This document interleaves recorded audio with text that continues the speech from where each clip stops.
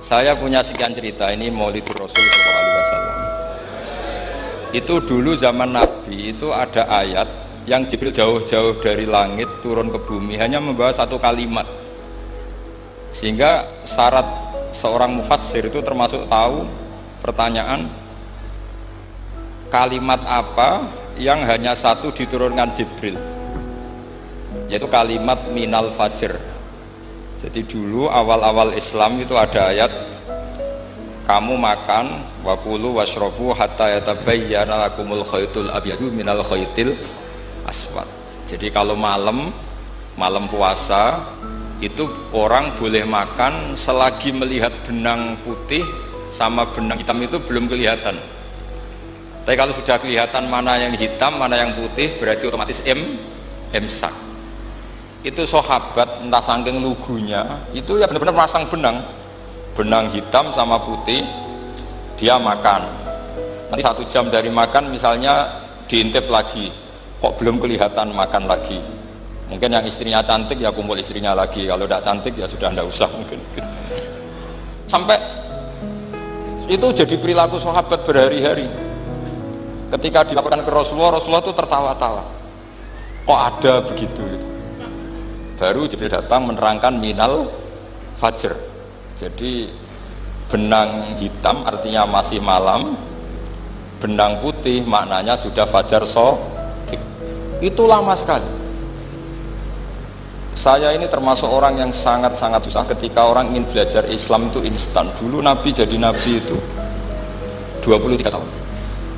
Itu untuk menemukan teori masbuk, tidak nyalip imam, itu Nabi juga lama.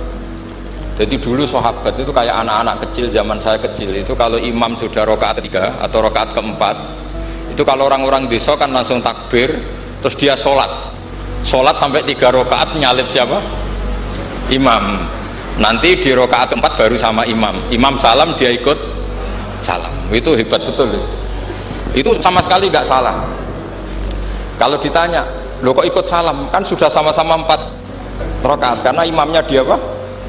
Disalib, jadi dia takbir terus tahu imamnya rakaat 3 atau keempat terus nyalip sampai ke rakaat yang sama, nanti salamnya bareng-bareng. Itu dulu sahabat ya gitu, kalau Rasulullah sudah di rakaat keempat atau ketiga langsung mereka takbir Allahu Akbar nyalip. Setelah nyalip menyamakan dengan Rasulullah salam juga ikut salam. Jadi itu dulu lama sekali prosesnya. Sampai ada satu peristiwa Mu'ad bin Jabal datang, kemudian Nabi sudah sholat, berarti masbuk kalau dalam bahasa fikih.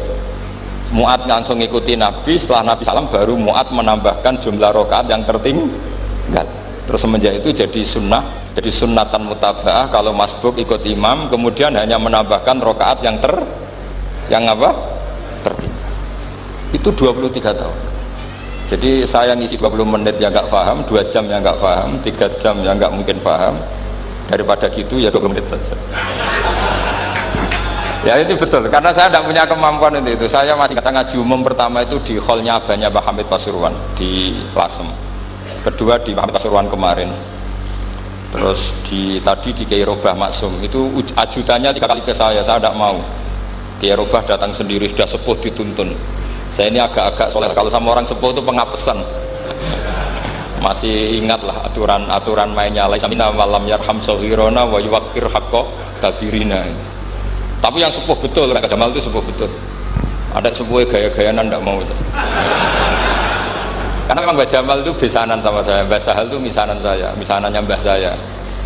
Terus Mbak Nafisa ya keluarga sini. Saya teruskan, kalau Mbah Robah itu faktornya sanad. Robah bin Maksum ini muridnya Mbah siapa itu? Fakih Mas Kumambang. Mbak Zubair dulu ya ngajinya sama Mbak Fakih apa? Mas Kumambang. Kemarin seminggu yang lalu saya di Pondok Termas, ya faktornya sepuh. Karena sanad saya Mbah Mun, Mbak Zubair, Kiai Fakih Mas Kumambang, kemudian Mbak Mahfud apa Termas.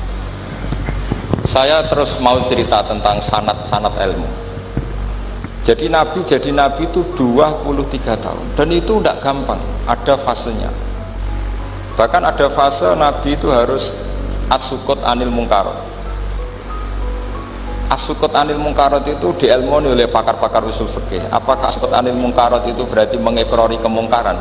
Apa takhirul bayan? Saya ulang lagi pakai bahasa Indonesia. Ketika ada kemungkaran, Nabi diam. Itu diamnya karena nyari momen untuk ngandani, atau memang diam itu dengan tanda kutip jangan-jangan dia ikrar. Makanya ulama usul fikih itu berdebat. Diamnya Nabi ketika melihat kemungkaran di awal Islam itu karena ada mahwa aham, ada yang lebih penting, yaitu menerangkan tauhid, atau takut itu menjadi satu momok bagi mereka karena Nabi dianggap coro Jawa itu dianggap ketangkeman, sidik-sidik ngeloroi, sidik-sidik ngeloroi. Nah, perdebatan ulama dalam seperti ini itu penting sekali karena nanti menjadi satu rumus ilmu. Saya berkali-kali berpikir gini, misalnya Anda punya keponakan atau punya anak pacaran, ada Pak D yang keras sekali, mesti marah. Itu nanti ponakannya nggak sempat dikandani karena main saja nggak berani, mesti Pak D itu marah. Karena ini Islam garis keras atau garis lurus, apa nggak tahu. Pokoknya punya garis. Terus ada kelompok Islam yang nggak punya garis, ya nggak punya karakter. Ponakannya pacaran ya santai, malah kenalan sampai pacarnya ponakannya. Nanti kuliahnya bodoh, ya. Sehingga ponakannya merasa terjustifikasi. Berarti pacaran nggak apa-apa, wong paman saya nggak marah. Natijanya pasti sama.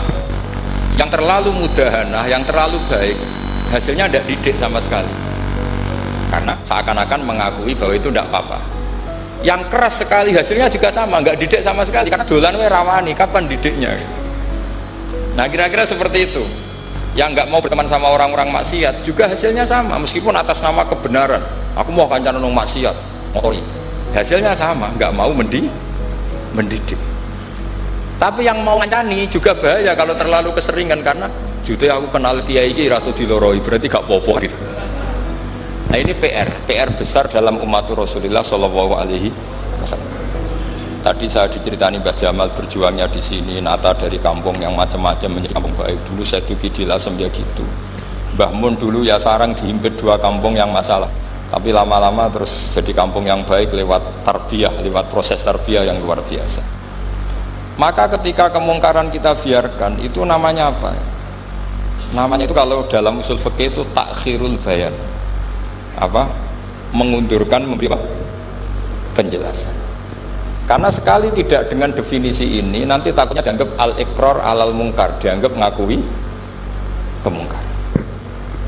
Nah, saya termasuk orang yang sangat usuli ya, sangat memahami Quran, hadis itu cara disiplin ilmu usul fikih.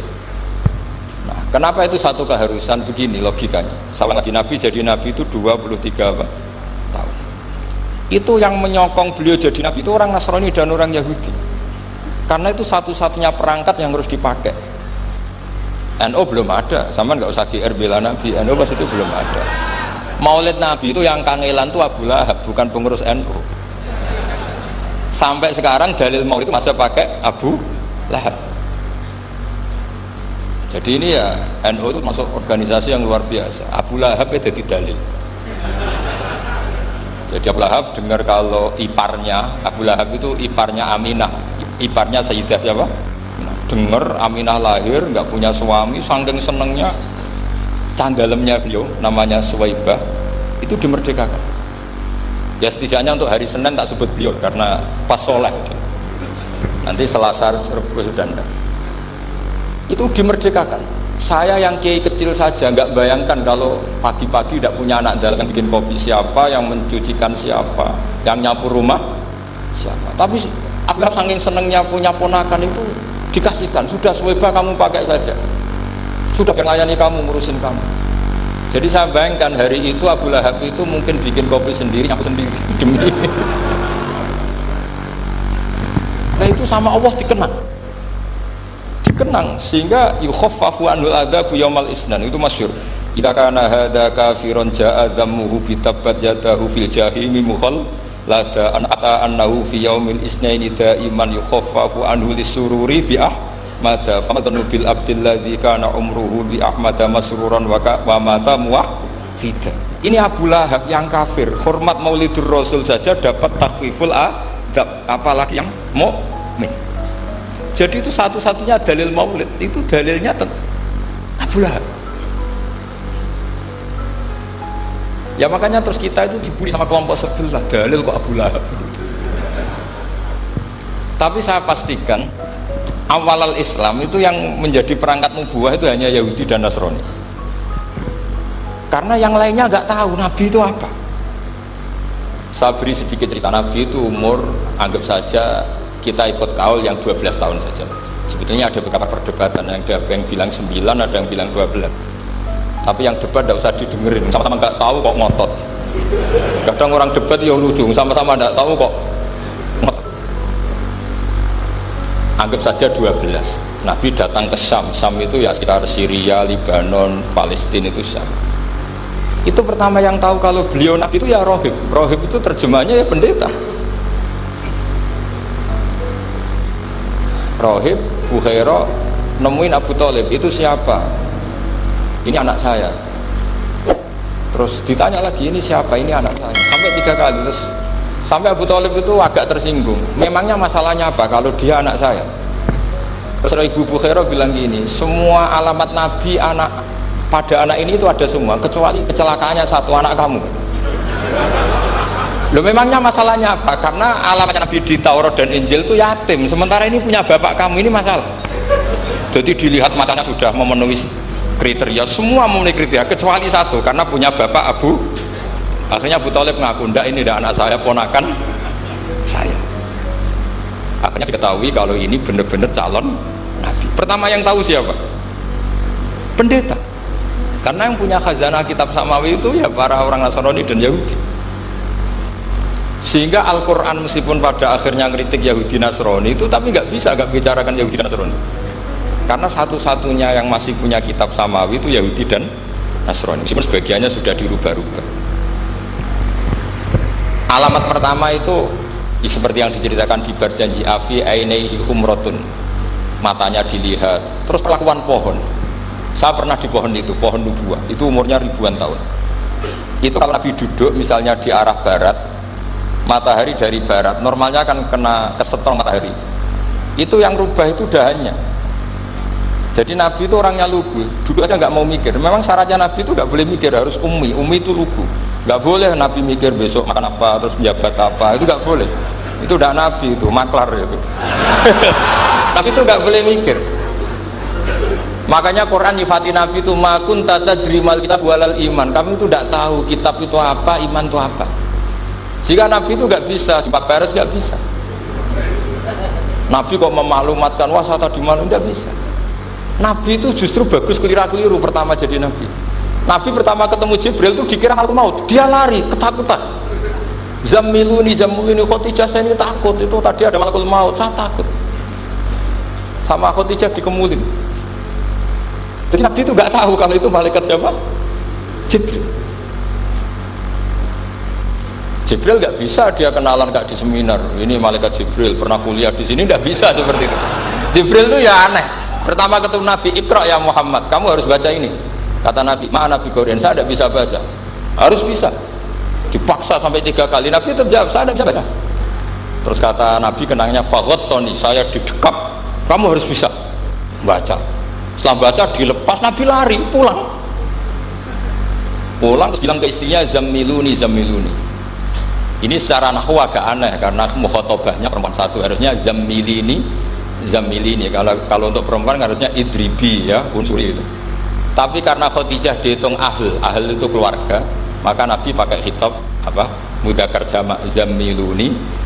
Jadi Nabi nggak tahu kalau pertama jadi Nabi, karena syaratnya Nabi harus ummi. Justru karena ummi itu orisinil, semua yang dikatakan Nabi pasti dari wahyu. Nah, tadi Nabi sampeyan mikir, saya besok ngomong apa ya supaya orang tertarik. Makanya kamu gak akan jadi Nabi. Selain sudah ditutup juga bahaya ini, karena tadi. Makanya saya ngaji itu ya sekenanya, saya tidak pernah ngaji itu mikir. Karena ngaji itu menarik enggak itu terserah nasib. Kalau nasib sedang baik, kamu tidak paham, wah Gus Baik ilmunya tinggi sampai kita tidak paham itu kalau nasib sedang baik. Kalau nasib tidak baik, ngomong sudah enak apa, sebulet loh. Jadi sebetulnya ini masalah Allah yang muqallibal qulub.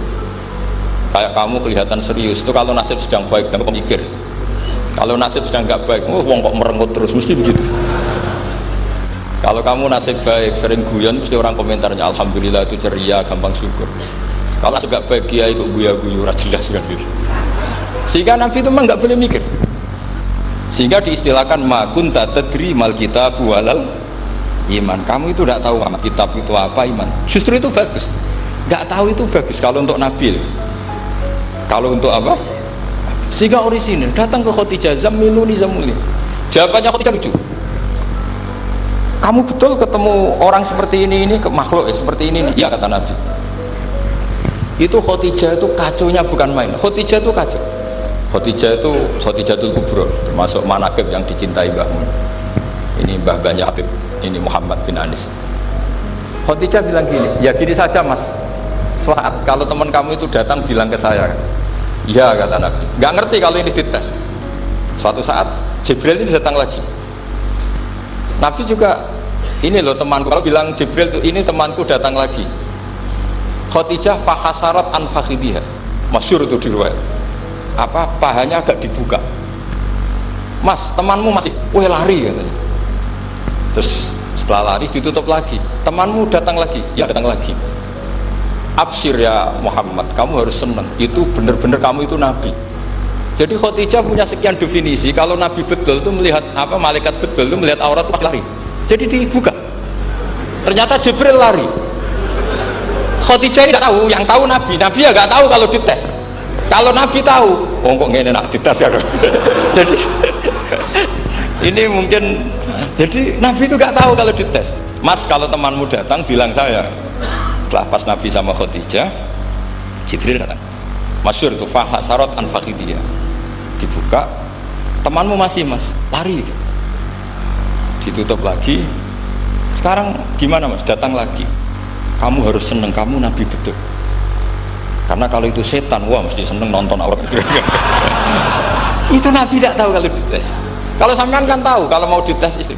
Sampean mulai kata tong wedok liya teko mesti bojo bae servis untuk menutupi semua keburukan itu. Itu Nabi. Uniknya terus Khadijah, Nabi jadi Nabi sama Khadijah itu tahu Khadijah. Nabi nggak tahu kalau mau jadi Nabi, tapi Khadijah tahu. Sehingga ketika umur 25 tahun Nabi sebagai pedagang, Khadijah itu ngirim mata-mata namanya Maisarah. Maisarah itu nama lelaki.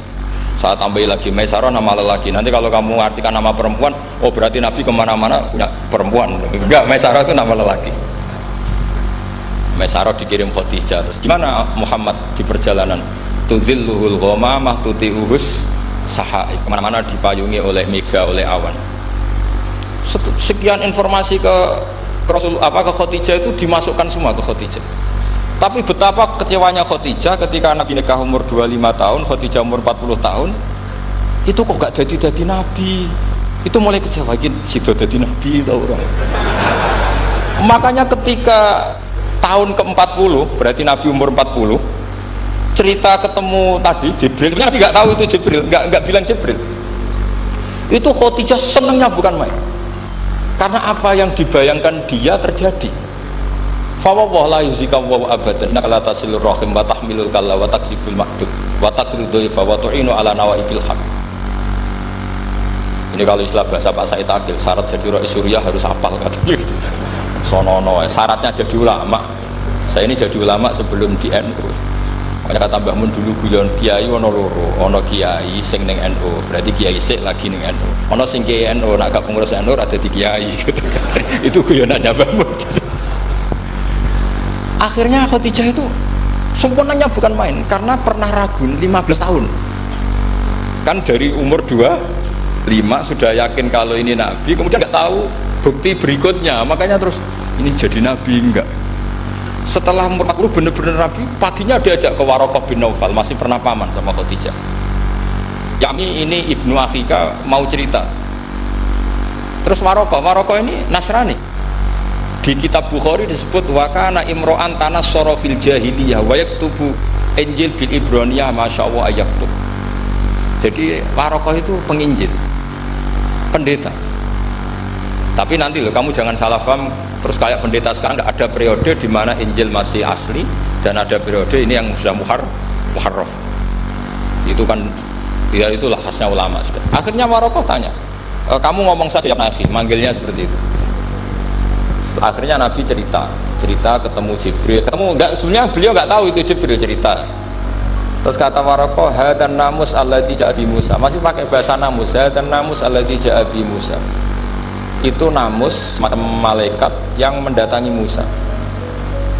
Terus uniknya Waraqah bilang gini, wa iyudrikni yaumuka ansuruka nasron mu'azzaron, andai kan saya menemukan hari ketika kamu jadi nabi akan saya bela mati-matian. Kapan itu paman? Khina yukhrijuka kaumu, ketika kamu diusir oleh kaum kamu. Nabi sebagai orang baik, makanya jadi orang baik itu ya boleh. Nabi sebagai orang baik itu tanya, awamu khrijiyahum, kalau gimana nih, awamu khrijiyah ono to iku wong sing ngetono ingsun hum utai kaumi. Masa saya nanti diusir kaum saya ini termasuk keluarga terhormat, perilaku saya baik, masa saya nanti diusir? Terus kata Waraqah, tidak ada seorang pun yang jadi nabi kecuali nanti ngalami diusir. Jadi yang tahu mau diusir itu ya Waraqah. Nabi malah tanya, masa saya nanti diusir? Karena tadi syaratnya Nabi harus ummi itu keibu-ibuan, jadi nggak tahu. Tapi nggak tahu Nabi itu sifat madkhin, sifat pujian, bukan sifat naqsin, sifat apa? Kekurangan. Akhirnya Nabi mulai sadar, wah ini jadi Nabi tenan kan gitu. Jadi makanya kita Fathul Bari, syarahnya Bukhari, termasuk komentarnya Said Muhammad di beberapa kitab beliau, di Mafahim, di beberapa kitab, kamu jangan terlalu fikih. Kalau terlalu fikih kan nggak boleh mempercayai omongan orang kafir, orang ahli kita, karena awailun nubuwah itu yang komentar semua ahli kitab. Awailun nubuwah itu yang tahu bahwa Nabi Muhammad atau Nabi itu semuanya data dari ahli apa? Ahli kitab. Sudah akhirnya Nabi ketemu Jibril lagi yang menurunkan ayat ya ayyuhal muddaththir qum fa'anzir wa rabbaka fakabbir wa thiyabaka fatahhir wa rujza fahjur wa la tamnun tastakbir wa li rabbika fasbir. Nabi mulai yakin ketemu Jibril. Setelah sering ketemu Jibril, Nabi ya dengan tanda kutip nggak tahu aturan mainnya lagi. Setiap ada pertanyaan bilang sudah tak jawab besok, mentang-mentang besok Jibril datang. Ternyata Jibril tidak datang sampai 40 hari. Akhirnya dibully sama umatnya, mat dari so jawab ternyata tidak bisa. Piye Jibril kok? Akhirnya diwarai meneh. Ngene lho carane dadi nabi, wala taqulan ali syai'in inni fa'ilun dzalika hudan illa